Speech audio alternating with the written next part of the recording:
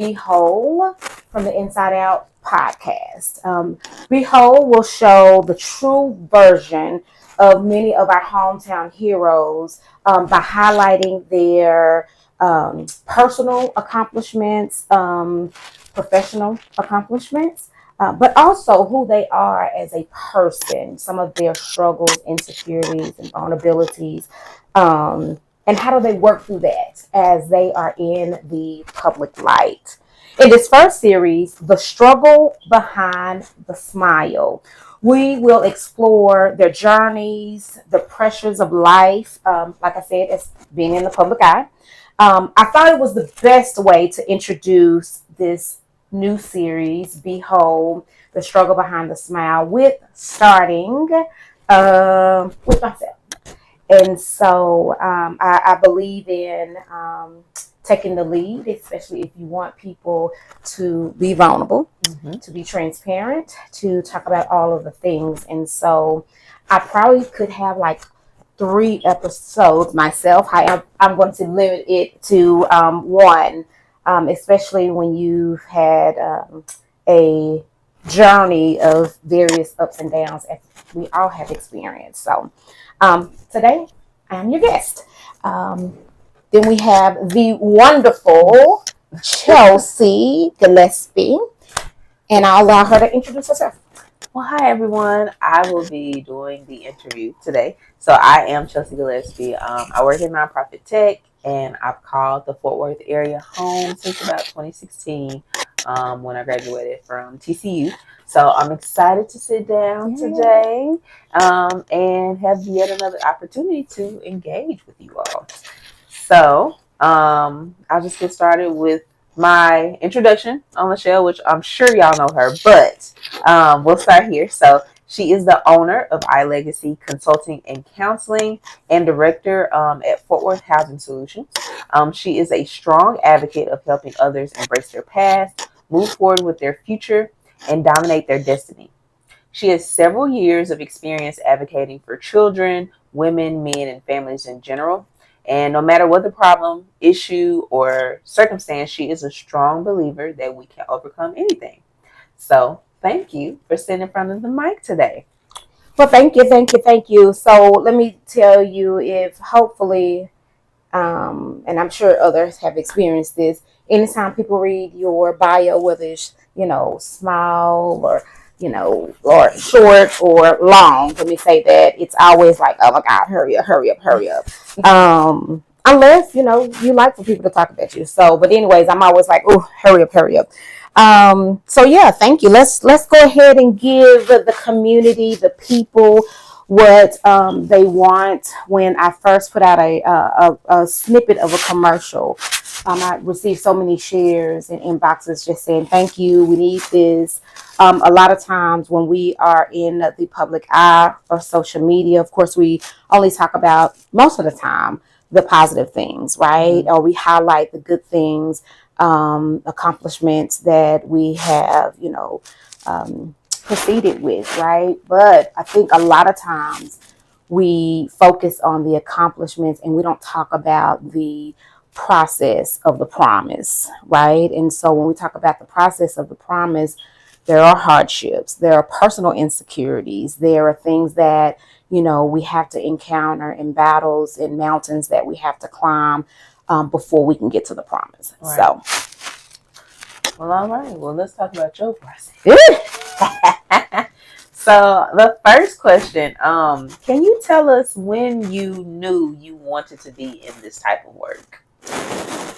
So, I kind of wear multiple hats, right? Is it the type of work of housing, if it's the type of work or of mental health counseling? Mental health counseling, let's start there. Okay, so mental health counseling, I would say I was in the middle of getting my bachelor's degree, which is in business, which is, right, polar opposite, right? And so what I noticed, I just had something to come over me. I was sitting at the computer and I was just like, I have had a range of friends and associates from one end of the spectrum of age to the other, as well as socioeconomic status and so forth. And They would call me to process or to vent, and just kind of find, or for them to find a reasonable solution on how they are dealing with whatever difficulties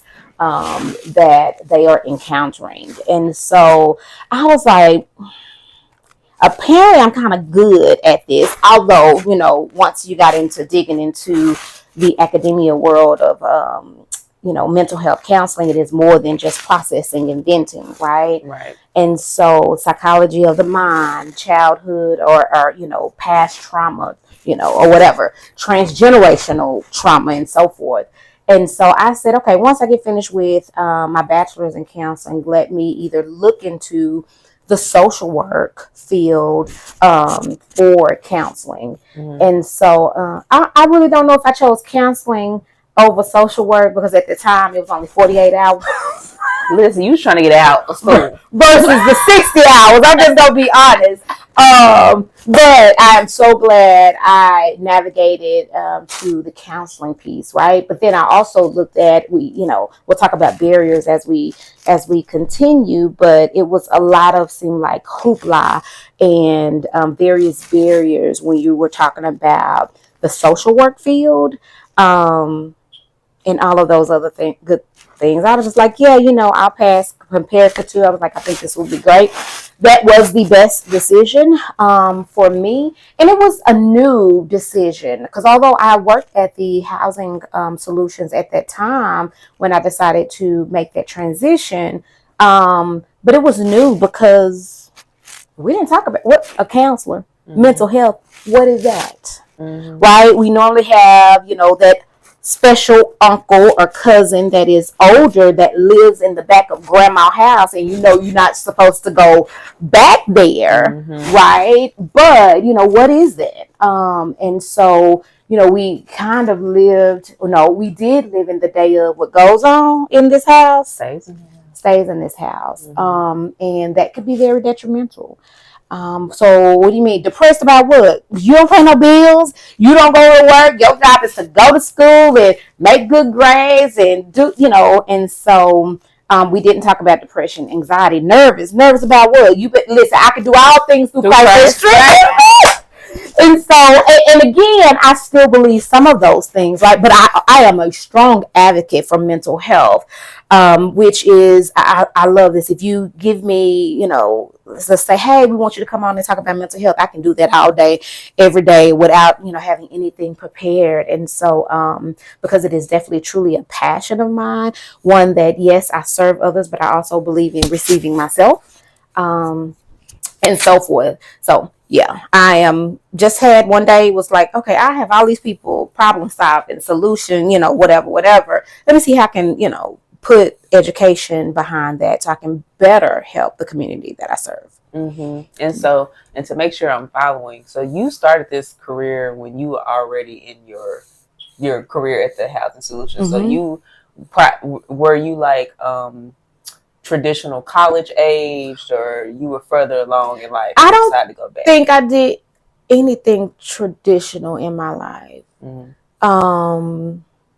Because I had my first child at the age of 14. Like I said, that can be a whole series by itself. So I completed high school. I did not want to go to New Lives, right, to complete. I was like, Mom, let me figure this out. Yes, for young ladies that are pregnant or with child. I did have to do a credit recovery, so that was in the evening time. I was like, get somebody else to do it. So had my first child at 14. That's, of course, is life changing for the entire family dynamics. Got married when I was about 18, 19 years old. Stayed married for about 14 years. And so, when you talk about going to school, my bachelor's is from a university where you could online education. And so I did my associates in business there, as well as my my bachelor's in business from an adult education online accredited program there. And so that was cool. And I was working full time, taking care of 2 children, was married, trying to figure out how to navigate working, education, continue my education, my family, church, community, all those things. And yourself. Yeah. Oh, let's not forget. But at that time, what was myself? Yeah. What was myself? Going out hanging with my friends. Other than that, all my time was, if it was church, learning the next song, leading worship, praying, building up those things. But meditation, yoga, mind you, in the Black community years ago, that was very frowned upon. And again, I wasn't exposed to those things. So exposure is everything. And so, nope, didn't do anything traditional. So yeah. So, well, I'm glad you shared that because we all have our own journey. Absolutely. So, and nothing has to be textbook. Absolutely. So knowing that, you've had this exposure, you've been on this quote unquote untraditional journey, and I'm sure this has put you in a bunch of different types of rooms. So, for you, how do you define code switching, and how do you find balance with code switching? So I want to take a positive perspective. My friend told me just maybe a couple of weeks ago that I can always find gray area. And they're right? There's nothing for me always black and white. There's a couple of things, but there's nothing always black and white. And so I want to take the positive perspective on code switching because it is perceived as negative. It can be exhausting, but let's put the positive piece on it.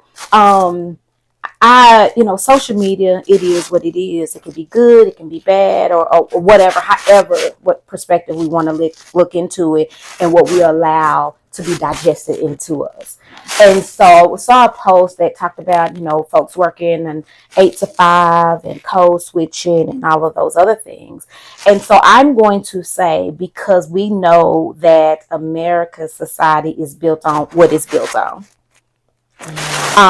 When just because I am a huge advocate in the community and my vernacular is one way does not mean that I'm not a huge advocate when I am at the corporate or career table. How it manifests may look differently, right? My vernacular may change, but if I am an advocate at heart, that does not change. Right. And so we could call it code switching. We can call it being able to operate in different rooms with different groups of people. But if I'm an advocate for change on whatever, or wanting to bring different people to the table, when I'm with community that it makes me feel like home, I can, get down with the best of them. However, when I'm at the table with executives and, senior, staff or whatever that looks like, I understand my vernacular has to change. Once again, going back to what American society was built on. So if you call it playing the game, code switching, did I accomplish what I needed to accomplish while I was at the table? Did I use my voice while I was at the table? Not just being another person at the table and not getting input, not providing advocacy. So is code switching negative? However you want to look at it. But I look at it, if I am being true, because my core values do not change. If I am being true to who I am, and I think with over the past couple of months, I realized, maybe been empowered or reignited, whatever that is, I've realized I've always been an advocate. I'm gonna go back to elementary. I always got in trouble for talking too much, being loud. Can anybody relate? Or say you in other people's business. This don't even have anything to do with you. But listen, if it has anything to do with that mistreatment, of somebody, then, or to say, well, this is just how we always do it. Well, why we can't do something different?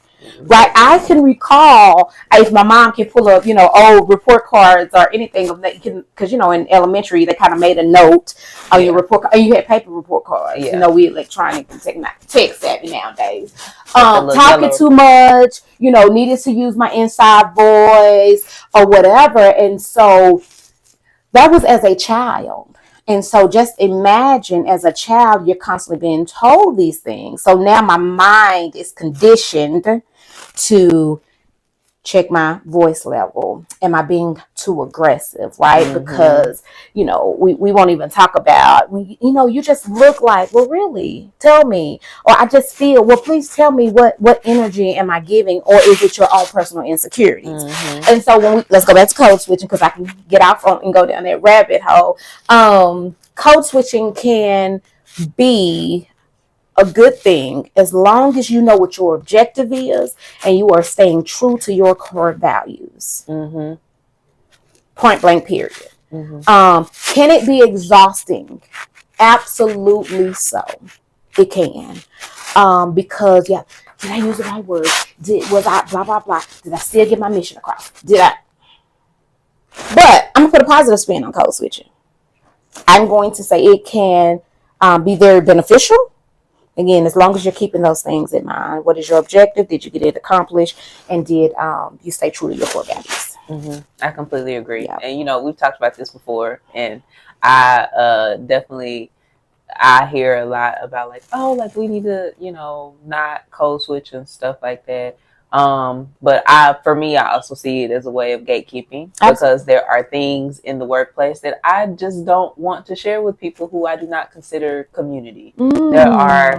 There's slang I don't want you using with me. There's what's the word? Colloquials. Whatever. Colloquialisms. Yep. That I don't need you using. I don't need you thinking just because I'm the black person or you're a person of color in the workplace that you think because I let you say a thing or do a thing, you can go out in the world and do it. Right. No, that's not for me. You're right. Yeah. Because when others do those things that we don't consider community, we look like, now who gave you that permission? Exactly. Because you'll never get a card. Never. There is no cookout for me. Right. There is not. Right. There's a cookout for my community. You can watch if you like. Right. Right. So, yeah. And then I also just know, with our parents and things like that, I know that it was survival for them. Absolutely. So I try to keep that in mind. It doesn't mean that everything was right, but I also understand, when you got Jim Crow, white supremacy, patriarchy, all these things that you don't even really have words for, right, staring down at you every day in your life, and you just doing what you can to make sure that you and your kids or whoever just get what you think is the best. I understand that. So no, that's I get it by all means. I think this generation, my generation, I can't speak on your behalf, but I know my generation, we try to bring a different spin to it, right? By all means, not negating what the generations before, taking that and evolving, right? But also dismantling some of those beliefs. Absolutely. And even as I work with the younger generation, and I tell, the agencies that I work for, are we really prepared for the next generation of employees, the next generation of leaders? Because this generation that's up in the ranks, they can't wrap their mind around hierarchy. Listen. And I get it. Yeah. And I get it. So how do we learn to shift? So that's going to be interesting. It is. Shifting. It is the shift because it's happening with or without us. So, So for the next question, what part of your job do you think you were least prepared for? And it can be the mental health side or with the Fort Worth housing. Mental health, I don't think I was prepared for, honestly, all the love and support that I received from the community in doing this work. You thought it was going to be like an uphill battle the whole time? Well, I don't know what I was what the expectation was. I just kind of jumped in. Mm-hmm. Never really had a desire to work for anybody else, although that was, a learning curve of running my own business. But once I completed all of my clinical hours, just kind of did some research and just said, why not? As a matter of fact, while I was in the process of doing my clinical hours, was already preparing things because I wanted to be able to move on my own time, and not be subject to somebody else's time and their schedule and all of those other things, because I knew I was not prepared to jump in full time. Right? Okay, now let's absolutely not. I wanted to use a little bit more wisdom in that. Right. So I have really been embraced by the community, and as a whole, not just the Black community, but the community as a whole. And so that has been really helpful. But I also, in the process of, because I've been in business for 5 years, but also really longer, since 2015. Also, in the process, I have had to deal with my own insecurities and all of those other things. Like, oh my God, why did they choose me? They couldn't find anybody else, or whatever the case may be. And so that was always interesting.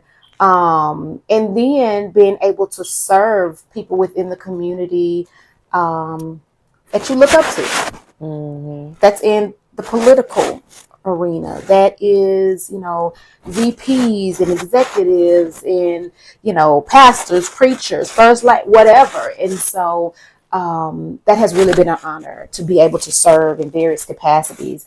The LGBTQIA community has really embraced me. And so that's always a privilege and an honor to serve in that capacity. Housing Solutions, I would say, when I took over this journey as the director over the Stop 6 transformation. Congratulations, by the way. Lord, thank you. We've seen what you can do. Listen, I do appreciate it. I was not, because I've always been in the field of help, right? So social service. Then I led the efforts of relocating the families that was there at Cavill, or what we know as the Stop 6 projects. So I led those efforts and then transitioned to this piece. And so not only is just people, it is overseeing the entire grant and the operations of those things and the contractors. And so making sure, so I'm really big on our people, and I take it personally, right? Making sure that those families that I relocated, they have the best case management and skills that they need to be successful where they're at, and that they are thriving. So if they want to return back to the new development in their neighborhood, they can, right? So it's all about choice. And so then, like I said, talking about development, the finance piece, and all of these other things that come along with it. But then also, as much as I've been embraced on the mental health piece, also standing firm, but then also standing firm to embrace the impact of the community, because the naysay, they not gonna do this, and people, they just relocate those people, they ain't gonna be able to afford to come back. And so educating, and also putting on, like, if this don't go right, I feel like I'm the face of it. And so I take that really serious, right? And so I don't think I was, as much as I say I dislike politics or the public eye, I don't think I was ready for that piece. But 3 years into this, and working on our second, just did our groundbreaking of our second development. It's been a journey. It will continue to be a journey until we have completed and relocated those families back that want to come, and completed all those developments that we promised. And so it's been an uphill journey, I'll say that. Well, we love us a good servant. Listen, it's a good servant leader sitting right here. Listen, so I definitely try. We appreciate you. I definitely try. Thank you. So with all of that, what makes you feel authentically you? I guess since we're talking about professional stuff here, in professional space. Staying true to me, my core values. We talked about advocacy and standing up. That makes me feel authentically me. When I have to now, I believe in there's a time and a place for everything. Sometimes we have to stand down or hold back, but sometimes I have the I can't help it, and so when I feel like I have the I can't help it, and it's not lack of self control, then that means I have to speak up, and how I navigate that it may look differently, and sometimes I need time to process those things, but being able to stand up, to speak out, to be a change agent, to be able to do this, lift somebody up, bring them along, and give back. That's me. Community is me. Helping people is me. But then also being able to advocate and implement change where I have the power and the autonomy to do so. Again, it goes back to just because we've always done it, like who says we cannot switch it up? That's part of evolving. That's part of looking at policy to say, is this really equitable? Is this provides another level of barriers? And why do we have it? Oh, okay, we see that we established this in 1980. Well, should that policy be looked at, and it needs to evolve, right? We're always talking about people need to evolve or grow up, and do these policies need to evolve, and so for the betterment of the entire people, right? And not just for one class or whatever. Right now, don't get me wrong. So let me back that up. We do understand that there are certain people that have been put on the back burner and all those other things, right? I'm not talking about that, but I'm talking about policies that will be able to cultivate leaders and grow people. And so, is it putting up another barrier because you're not of a certain status or whatever that looks like? So I think we all need to look at that. So being authentically me means that I am using my voice to advocate, to help, to educate, to love others as I'm on this journey. And I think, when I can't do that anymore, it's, go ahead and take me. I'm good. I've done my purpose. I believe I fulfilled purpose when those days are over. So, yeah. I'm glad that you keep mentioning who said that? Why we can't do that? Because for me, I feel like the best leaders, and even if they're not in traditional roles or leadership, the best people ask questions. And I think that, people created all these things that we have in terms of laws and policies and stuff, which means that people can undo them too.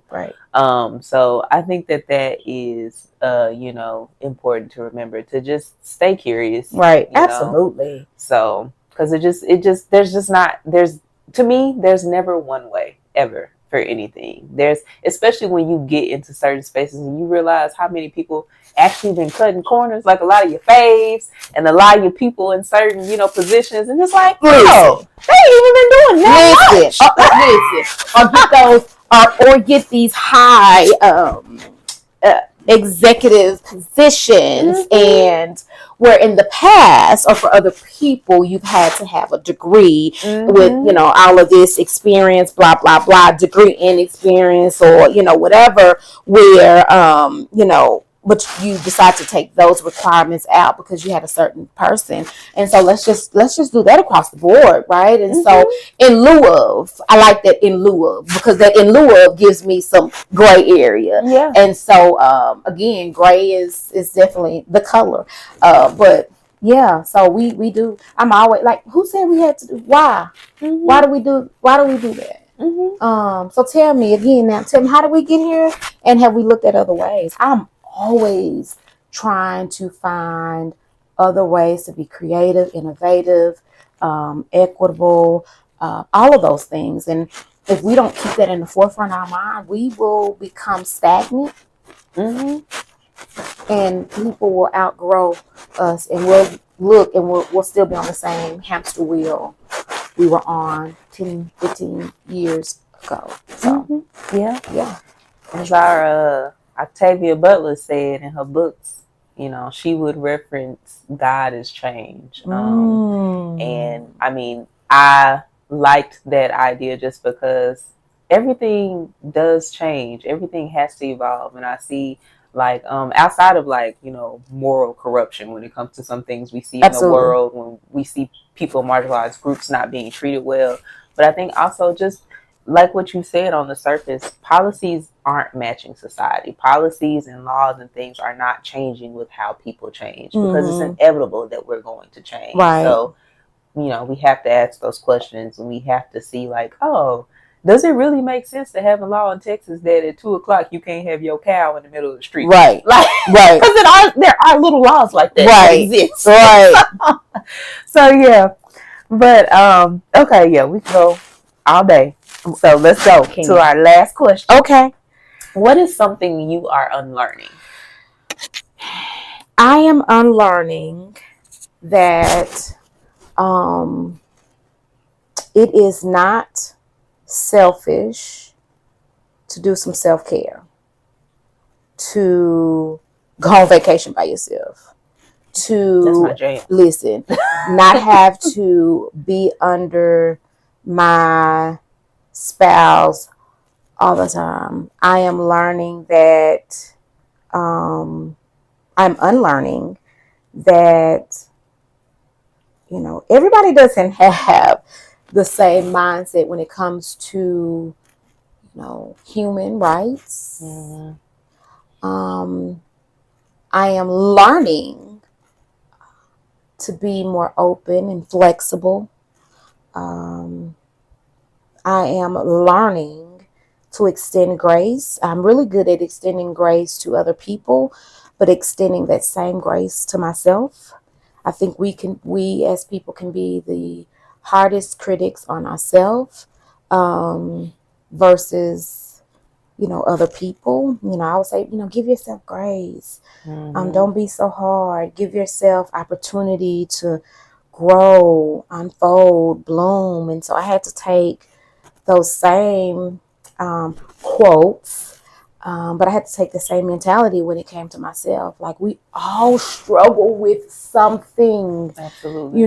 Proclivities, tendencies, all of those things, whether it's a learned behavior, whether it's something that is transgenerational, that's passed down to me, that we all struggle, but it doesn't mean that we have to always stay there. We can, our accountability circle has to be there. But first we have to acknowledge that I struggle with this. And I want to be better and not stay in on that same hamster wheel, like, oh, well, this is who I am. And so I'm learning that, we should always continue to grow, to be better, not perfect, but to be better. I want to be the best version of Lachelle Grace I can be, not just, for myself, but for my children, for my children's children, a long time from now, for my community. So extending grace, like, we all mess up. We all miss a deadline, and not to beat myself up so much about that. And I'm learning and unlearning how to stop second guessing myself. Absolutely. I struggling with second guessing myself. And just understand, listen, it is in you to do what you do with excellence. And so go forth. Yes. Great. Go forth and be great, for sure. Absolutely. Well, that was our last question. This was our last question. But that wraps up the first episode. Woo! Right? It is. Yes. Let's listen. Let's always stop and applaud yourself. I will say that. And small milestones, large, please stop and acknowledge yourself. I do want to just say, to my friends and community, this has been a long time coming, right? And so making this first leap of faith, we're here for a good time. Maybe not a long time, but definitely a good time. And so as we navigate the issues of life and being in the forefront, so whether it is a local politician, whether it is a VP of an agency, whether it's somebody that you may not have seen, but is very valuable to our community. And so we want you to stay connected. We'll give out social media handles as we continue to grow. But remember to never negate your own happiness and joy, and to work on, right, being whole from the inside out. It is one thing that we can put on mascara and makeup and a fresh haircut and a fresh do, but if we are tethered and not taking care of ourselves from the inside, I don't care how much makeup and how much long hair and a fresh cut you have, it will show. It will show in your conversations. It will show in your relationships. It is showing your behavior. And so working on that internal person, sitting with yourself, reflecting the good, the bad, the uncertainty, reflecting on those things and putting a plan in place to implement, to work on being whole. And so thank you again for joining us. She probably won't be back next time. I'm probably not. However, thank you for joining us as we take the first step on talking about the struggle behind the smile, right? We need to talk about how we recorded this first episode. Listen, because that was a struggle. The first recording had no sound. So there, talk about the process before we get to the promise. And so just realize that stay true to your core values and who you are, and just work on continuing to be the best person you can be from the inside out. So thank you for joining us.